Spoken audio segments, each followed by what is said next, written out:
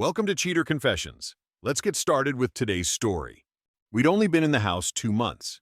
It was our first real place. A clean, 2-story home with a small backyard and just enough charm to make us feel like adults. Sarah had planned the party down to the drink garnishes. I manned the grill, wore an apron that said King of the Queue, and tried to play host without looking too stiff. We invited about 20 people, friends from her office, some of my coworkers, and a few of the new neighbors.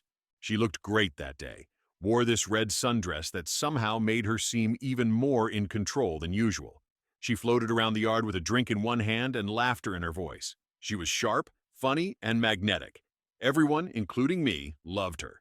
But something about the way she touched my arm that afternoon, light, quick, almost rehearsed, hit me weird.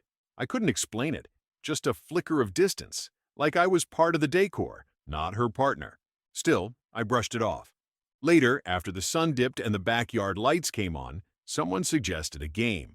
Truth or drink, Lena, Sarah's coworker said. One of those games that always leads somewhere people regret.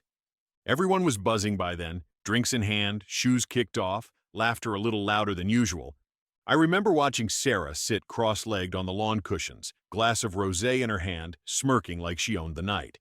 I didn't know it yet, but that smirk was about to burn a hole straight through my life. The rules were simple. Answer the question or take a drink. Nothing new. We'd all played some version of it in college. Lena leaned forward, looking around the circle with that mischievous host energy. Okay, what's one thing your partner doesn't know about you? Some people groaned. A few chuckled nervously. One guy jokingly said, "Pass," and took a sip of his beer. Then it was Sarah's turn. She raised her eyebrows, looked right at me, then back at the group, smiling. She said, "Let's just say Gerald would be shocked if he checked my messages from 6 months ago." Laughter broke out. Loud, awkward, tipsy laughter. But I didn't laugh. I didn't say a word. Sarah laughed too. She even nudged Lena's knee with hers and added, "Don't worry, he forgave me, right, babe?" The joke should have landed like a throwaway line. Something unserious, exaggerated for effect. But the second she said it, the air shifted. People started glancing at me, some with curiosity, some with embarrassment. A few turned away altogether, and I just looked at her. No anger, no outburst, just a calm, quiet stare. Then I said, "That's a hell of a thing to joke about, Sarah." "Is it a joke?" I didn't raise my voice, didn't blink. And that's when I saw it, that tiny flicker in her eyes. It was quick, a stutter in her confidence. Her smirk faded just long enough to tell me that maybe it wasn't just a punchline. She laughed again. "Gerald, stop. I'm messing around. God." But I knew what I saw, and my brain was already turning. Alvin Morales, a name I hadn't thought about in months, not since she stopped mentioning him out of nowhere. Back in spring, she used to talk about him all the time. They worked in the same department. He was funny, easy to talk to, and going through a rough divorce. Then suddenly, nothing. Like someone hit mute on that part of her life. I remember once, her phone buzzed while we were watching a movie. I caught a glimpse, Alvin M. She flipped it over fast and said it was just work stuff. That was the only time I saw his name, until now, when it came back with teeth. The game moved on. Someone else made a joke about stealing from their partner's wallet. The group relaxed again. But I didn't. I sat there, drink untouched, watching Sarah laugh with everyone else like nothing happened. And that's when something in me, solid and settled, cracked a little. The next morning, I woke up before her. I stood in the kitchen making coffee, staring at the backyard through the glass door. The chairs were still out. A few plastic cups were tipped over in the grass. It looked like a scene that didn't belong to me anymore. Sarah walked in, barefoot, hair tied up. "Hey," she said, voice light. "Last night was fun, huh?" I didn't answer right away. She opened the fridge, pulled out some juice, and didn't seem to notice the tension still sitting in the room from 12 hours ago. Finally, I said, "You remember what you said during the game?" She paused mid-pour. "Seriously?" "Gerald, it was a joke." I didn't blink. "Then just tell me that. Directly." She exhaled hard. "God, it was a party. We were all drinking. You're really going to hold on to that?" "You said I'd be shocked if I checked your messages. Should I be?" She turned toward me, leaning against the counter, arms crossed. "You're digging for something that isn't there." "Alvin Morales," I said. That stopped her cold. Her face didn't twist. She didn't gasp. She just stood there too still for too long. "Tell me that name means nothing," I said. She blinked. "Gerald, I worked with him. That's all. You left the office early a lot last spring. You stopped bringing your phone into the room when we watched TV. I noticed." Her tone got sharper. "So now you're accusing me based on some stupid party game and a name?" I took a step forward, calm, not loud. "No, I'm asking you to look me in the eye and tell me nothing happened." She stared at me for a few seconds. Then her voice dropped. "We talked a lot. He went through a divorce. I felt connected to him.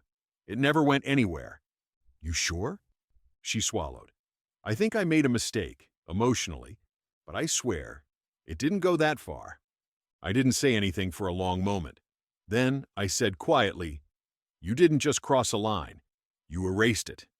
That night, I slept in the guest room. I didn't say it out loud. I just walked past our bedroom, shut the door behind me, and lay down on the smaller bed without explanation. She didn't follow. The next morning, she was already in the kitchen, making breakfast like nothing had changed. "You want eggs?" she asked. "No," I said. She looked at me, trying to read my face. "Gerald, come on. You're really going to do this over one comment? I told you nothing happened." I just looked at her. "Then why'd you lie about Alvin for 6 months?" Her shoulders dropped. "It wasn't a lie. It was just not important enough to bring up." "Not important," I repeated. She tried to soften her tone. "I was going through a weird time. I felt like you were distant. And Alvin? He listened. That's all it was." I nodded. "So you leaned on another man emotionally, lied about it, then made a joke about cheating on me at a party, in front of everyone. I didn't think you'd take it that seriously," she snapped. "I was trying to lighten the mood." I stepped forward, calm as ever. "You were trying to turn guilt into comedy. That's not light. That's cowardly." She went silent. The next few days, she started trying again, bringing me coffee in the morning, sitting closer on the couch. One night, she walked into the guest room and said, "Do you want to just reset this?" I didn't even look up from my book. "No!" The distance between us wasn't temporary anymore. It was structural, built into the foundation now. She started unraveling, accused me of being cold, of punishing her. I didn't respond, because I wasn't punishing her. I was finally observing her without excuses. By the end of the week, I'd started putting my things into boxes, not in anger, in quiet preparation. I wasn't planning how to win her back. I was planning how to leave without needing to explain myself twice. I didn't make a scene when I told her I was leaving. No shouting, no dramatic bags at the door, just one conversation at the table in broad daylight. "I talked to a lawyer," I said. "I'll be moving into a rental next week." Sarah stared at me like I'd spoken in another language. "You're not serious." "I am." She set her coffee down hard. "Gerald, this is insane. You're overreacting to a stupid joke." I kept my tone even. "You didn't just joke, Sarah. You used our marriage as a punchline, and you lied, for months. It was nothing. Alvin and I didn't even sleep together." I nodded slowly. "So you admit it was something?" Her eyes darted away. It was one conversation that went too far. But I knew she was lying. The way her voice caught, the way her eyes didn't hold mine. It wasn't just guilt. It was concealment. She wasn't ready to say it out loud yet, but I already knew. She had slept with him. And this wasn't a confession. It was damage control. I didn't need more. I'd stopped caring about the scale. It wasn't about how far it went. It was that she stepped outside of us and came back pretending nothing had changed. "I've already paid the deposit on the place," I said. "I'm not asking. I'm informing." That's when the panic set in. "So, that's it? Just throw away everything? Our house? Our life? Over some mistake?" I stood up, pushed my chair back gently. "I'm not throwing anything away. I'm just done throwing myself away." She followed me down the hall, voice rising. "You can't walk out like this, Gerald. You can't just check out because you finally saw one flaw." I turned, looked her dead in the eye. "I didn't leave because of one flaw. I left because I finally realized how much I had ignored." She went quiet. By the weekend, my things were in the car. A box of clothes, my laptop, and some books. That was all I took. As I closed the door behind me, she stood there, arms folded, lips tight. "I hope you regret this," she said. I didn't answer. Not because I had nothing to say, but because I was already done explaining who I was to someone who never really listened. 2.5 weeks after I left, I got the voice message. It was late, past midnight. I saw her name light up on my phone and let it ring out. Then came the voicemail. Her voice was shaky, quiet, and almost slurred from crying. "Gerald, I need to tell you the truth. I lied. I didn't know how to say it at the party. I panicked. I thought if I made it a joke, you wouldn't ask questions.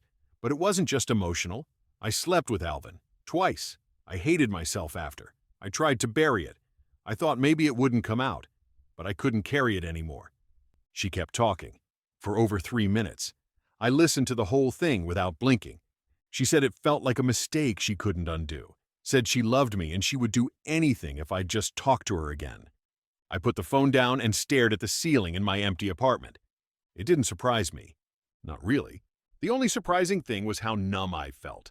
Like hearing the truth was just the final checkbox on a list I'd already walked away from. I played the message once more, not to feel anything, just to make sure I didn't imagine it. Then I deleted it. I sat with the silence and let it wrap around me. This wasn't about revenge or pride anymore. It was about finally understanding that I didn't need proof to trust my instincts. I'd known something was wrong long before she admitted it. I just kept hoping the version of her I believed in would show up. She never did. And by the time she told the truth, I'd already left the person who needed it most, the version of myself that tolerated less than he deserved. She asked to meet. One last time. I agreed. Not for her. For me. We met at a quiet cafe on 8th Street. She was already there when I walked in. She looked thinner, eyes tired, like the weight of the lie hadn't just cracked her. It had hollowed her out. "Thank you for coming," she said softly. I nodded but didn't sit right away. Just looked at her for a moment. Not with anger, not even sadness. Just clarity. "I needed you to know," she began. That night, I was scared. I thought if I said it as a joke, it would feel smaller, less real. I know how wrong that was. "You were scared of the truth," I said, pulling out the chair. "So you turned it into entertainment." She flinched. I thought I could keep it buried. I sipped the coffee. It was bitter. "You said in your message it happened twice," I said. "Was that the truth?" She hesitated. "Yes." I nodded. "That's all I needed to confirm." She leaned forward, desperate now. "Gerald, I've been going to therapy. I've been trying to understand how I messed up something so good. I don't expect forgiveness, but if there's any part of you that—" I raised a hand gently. "I'm not here to fix anything, Sarah. I'm here to close it." She blinked fast, eyes watering. "I spent a long time trying to make us work," I continued. "But I think I was just afraid to walk away from something I already knew wasn't right. And that joke, that night, that wasn't the moment it broke. That was just the moment I finally looked at it clearly." She didn't argue, didn't beg. Maybe she finally understood. I stood up and said, "Take care of yourself." Then I walked out. And for the first time in a long time, I didn't feel the urge to look back. The apartment was small, but it was mine. A one-bedroom with a leaky faucet and a view of a parking lot. But the quiet was honest. I got used to the silence pretty quickly. I threw myself into a routine. Work, gym, groceries on Tuesday nights. I started playing pickup basketball again with some guys from the office. I wasn't trying to move on fast. I was just trying to move with purpose. There were nights I thought about her. Not the woman who sat across from me in that cafe. The version of her I thought I knew. The version I'd built a life around. I missed that one. But I understood now that she never really existed. The divorce was finalized last month. Clean, no drama, no alimony, just signatures and silence. She didn't fight it. Didn't reach out again after that cafe meeting. And I didn't chase anything down. That night, when Sarah made the joke, everyone had laughed awkwardly and moved on. But I hadn't. Because I knew something was real in her voice. Sometimes truth hides in jokes. Sometimes people test how much pain they can hand you before you push back. Well, I pushed back. And I didn't just walk away from her. I walked back to myself. It took time, but eventually the weight lifted. The need to be understood faded. I wasn't chasing closure anymore. I had it. I created it. I took a solo trip up north that fall. rented a cabin for a weekend. On the last morning, I hiked to the ridge behind the cabin, stood there for a while looking out over the valley. The air was cold, clean, and all I thought was this: I didn't lose a marriage that day. I finally stopped losing myself. Then I turned around and kept walking. Thank you for watching.